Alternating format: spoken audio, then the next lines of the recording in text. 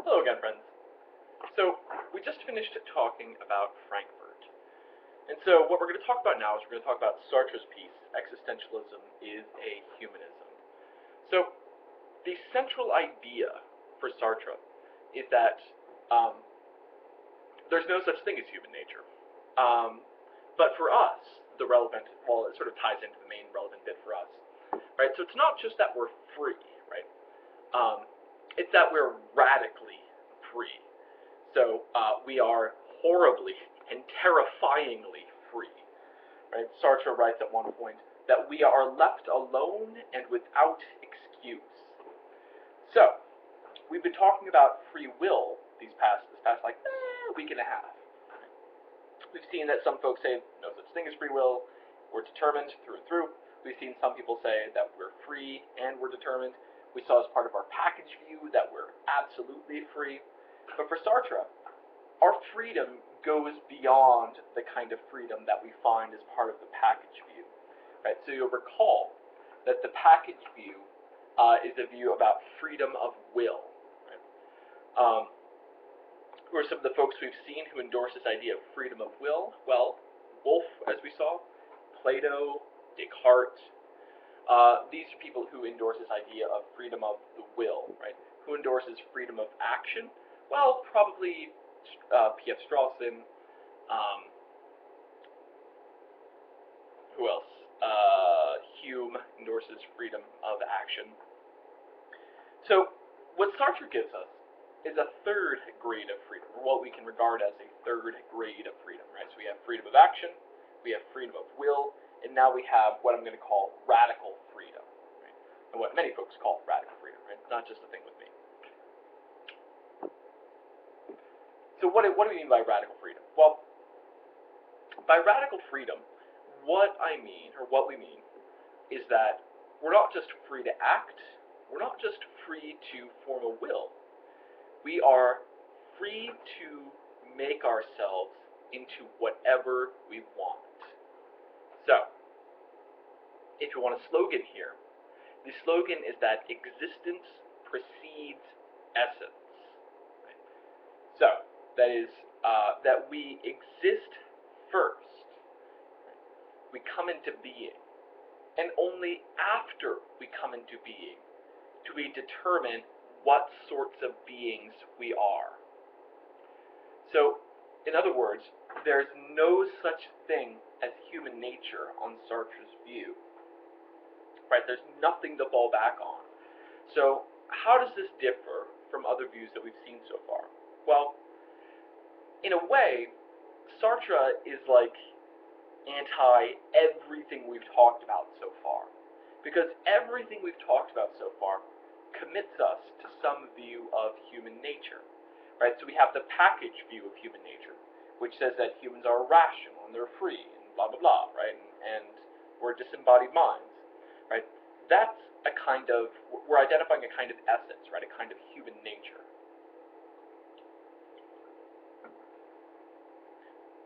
So what Sartre says is, no, right? None of that. All of that's off the table. And you think to yourself, well, okay, so maybe we are embodied minds, right? Maybe we are emotional beings. And Sartre says, well, I mean, yeah, I guess, right, if you decide that's what you are, but there's no such thing as, like, objectively what you are, right? There is no objective human nature, in this sense. Or, as we're going to see, the package view holds that we are asocial, right? That we can describe ourselves independently of our existence in the social world, right? That's to take a particular stance on human nature, right? What it is to be a human being. And Sartre says, nope, right? There's no stance given to us, right? That's the important part. There's no stance given to us about human nature.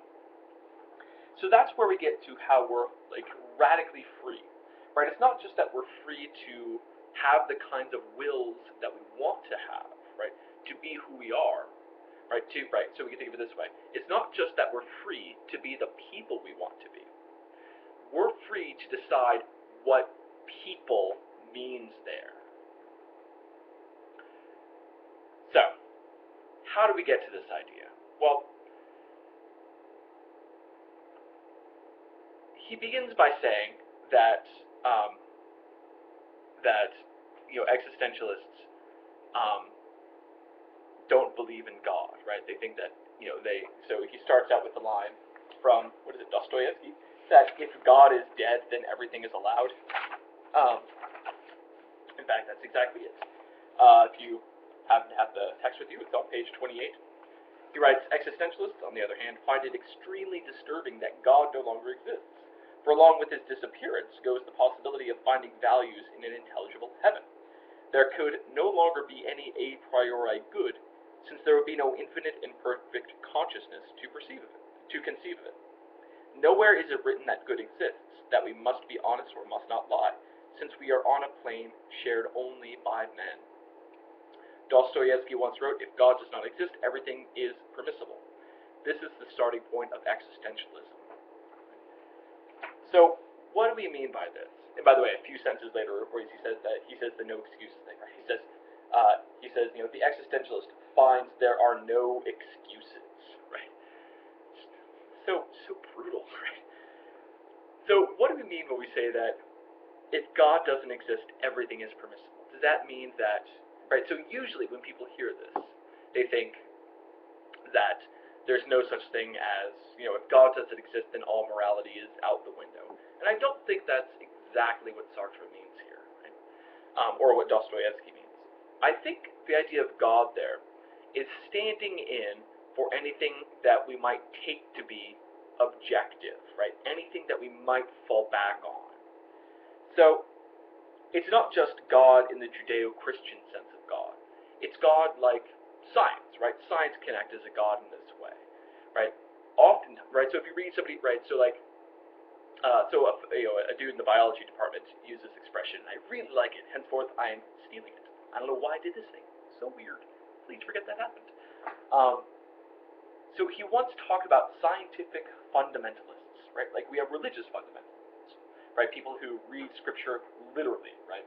And if it doesn't happen in scripture, then it's not a thing, right? Scripture or it didn't happen, right? So, on the other hand, we can have scientific fundamentalists. So, scientific fundamentalists read the sciences at face value, and if it's not validated by the sciences, it didn't happen. So, if you're a scientific fundamentalist, you might think that if science doesn't say it exists, then it doesn't exist. So, in that sense, we're treating science in the way that I think Sartre talks about God, as this objective entity that we can fall back on. Right? What is it to be human?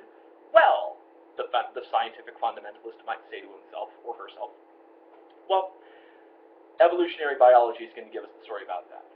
Or, what is it to be human? Well, evolutionary psychology is going to give us the story about that. Or, what is it to be human? Well, biochemists are going to give us the answer to that. What is it to be human? Well, anthropologists are going to give us the answer to that. In all of these cases, we're falling back on something objective, right? In a sense, we pass the ball to somebody else, right? We say, they're going to tell us what it is to be human. If you're religiously inclined, then the connection between God not existing and everything being permitted, and that whole spiel makes a little more sense, right? Or is a little more literal to read. So, if you look to religious traditions to see what a human being is, you might say something like, you might ask the question, what is to be human? Well, let's go read the papal encyclicals and we'll see what those say. Or, what does it mean to be human? Well, let's go scour the scriptures and see what that says. What does it mean to be human? Well, maybe we can read the Quran, right, and that'll tell us, right? What is it to be human? Well, we'll just go read some of the sutras, right, and that'll tell us. Although, scratch that last one, since Buddhists, have this whole no-self thing. And you get what I'm saying. Hand-waving. So, in all of these cases, what we're doing is we're trying to make sense of what we are by passing the ball to somebody else, right? By saying, this other group of folks, they're going to tell us what it is to be a human being. Or, you might say, what is it to be human? Well, philosophers are working on that right now, right? They're trying to figure out what human nature is, right? You might say. or not, but you might say that. Maybe some people are. In all of these cases, we're trying to appeal to something objective, something independent of us, right? And this thing will definitively settle what it is to be a human being. Sartre says, no, that's not how it works. That in all of these cases, it doesn't actually settle the question for us of what it is to be human. It gives us some ideas, and it gives us like a sort of a couple of concepts to work with. But which concepts we go with and how we interpret them, that isn't settled by the ideas themselves. So how do we get to this? Well, Sartre gives us the example of the young man who's considering going off to fight with the French resistance in World War II. Right? And he, but he realizes that he has to leave his sick mother in order to do this. So, what does he do? Well, one way in which we can answer this question, or begin answering this question, is to ask, well, how should he go about thinking about the problem? Right? So, one way he might start thinking about the problem is to go with the golden rule, right? Love your neighbor as your, crap. Do unto others as you would have them do unto you. Oh. So, but then, obviously that doesn't solve the question for us, because his mother is his neighbor, and the people he would save by joining the French resistance, right? Those people are his neighbors too, right? So that's not going to help us. Perhaps you might say, well, he can go consult somebody, a religious person, right? Maybe, a priest or a rabbi or somebody, or, some religious authority will give him some insight. Well, Sartre says, you know what priests are going to be sympathetic to the resistance and which priests aren't, right? In a sense, you kind of know ahead of time how these folks are going to answer your question. And so really, when you go to them for advice, you're not getting any new information. You're just finding people who are going to reinforce the decision you've already made. Now, before you start, picking on Sartre for that, or, coming up with counterexamples, think about how often we do this in our everyday lives, right? If I ask, right, so suppose I buy a new shirt or a new tie, right, and I put it on and I ask my spouse how I look, right? I mean, I'm not expecting a brutally honest answer there, right? If I ask my spouse, how do I look, I expect her to say that I look nice, right, or the tie looks good on me. Or, if my spouse comes home with a new haircut and she asks me, what do you think? She's, in a sense, she's expecting me to say that it looks good, right? Now, this isn't a bad thing, right? It's not a criticism. It's just what we do, right? Like, if you give, if you write a short story or you write a poem and you give it to your friend, right? You expect your friend to tell you that it's good, right? I mean, it's just what we do. So, we seek out people who reinforce the things that we think, right? And so, getting advice from another person, that's not going to help us out. So, Sartre goes through a few more examples in trying to make the decision, right? But what's the punchline here, right? Like, why do we care about all this? Well, however the decision gets made, right, or whatever resources the individual in this case uses to solve his problem, he has to decide for himself what those resources are to be, right? How he's going to figure this out, right? So not only does he have to solve the problem, he has to choose how he's going to solve the problem. Right? So in other words, the resources, the ideas he's going to use to answer his question have to be chosen by him, right? It's not like we say, oh, well, Kant is right, or, it's not like we say, oh, Aristotle is right, or Plato is right, and then we get the answer there. Rather, we choose who we think is right. And in doing that, in making that choice, we are deciding for ourselves what human nature is.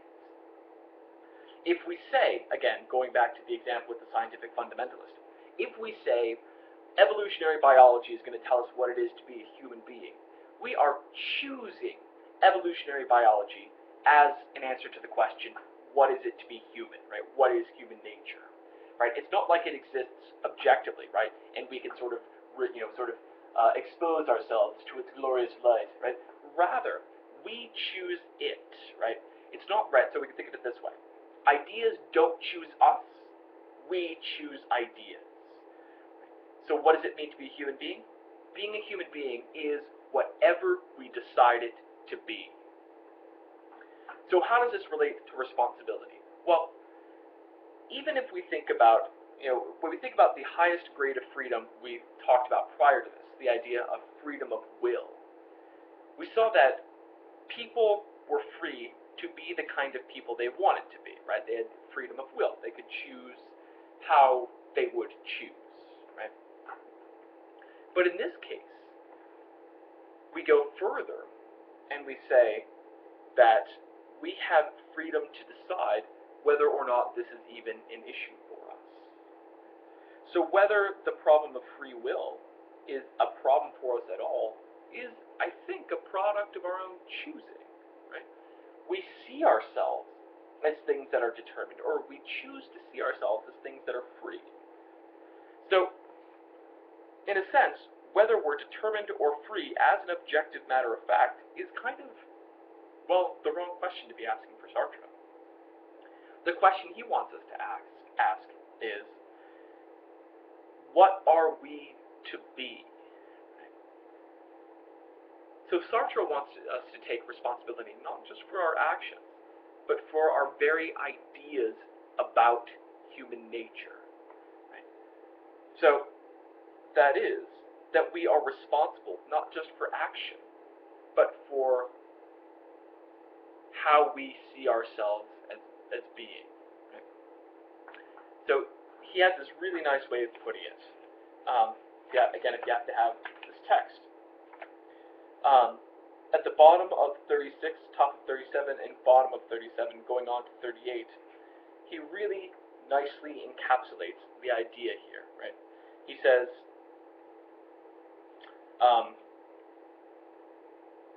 actually top of 37, he says, man, or human beings, man is nothing other than his own project. He exists only to the extent that he realizes himself.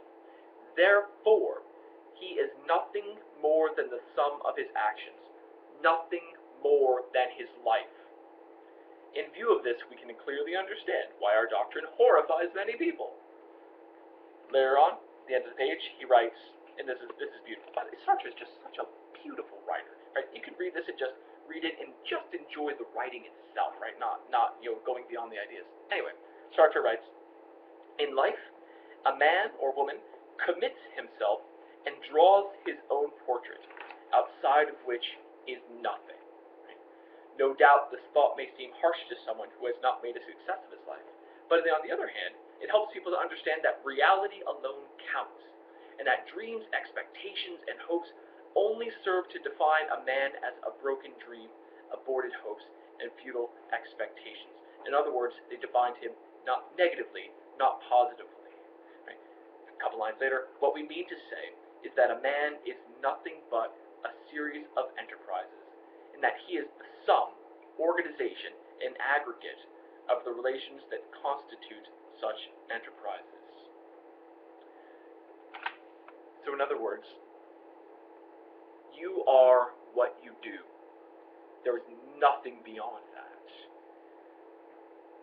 And it's kind of terrifying, right? Because if you're a failure, right, if you have just one failed plan after another, that's it. That's all you are. Right? So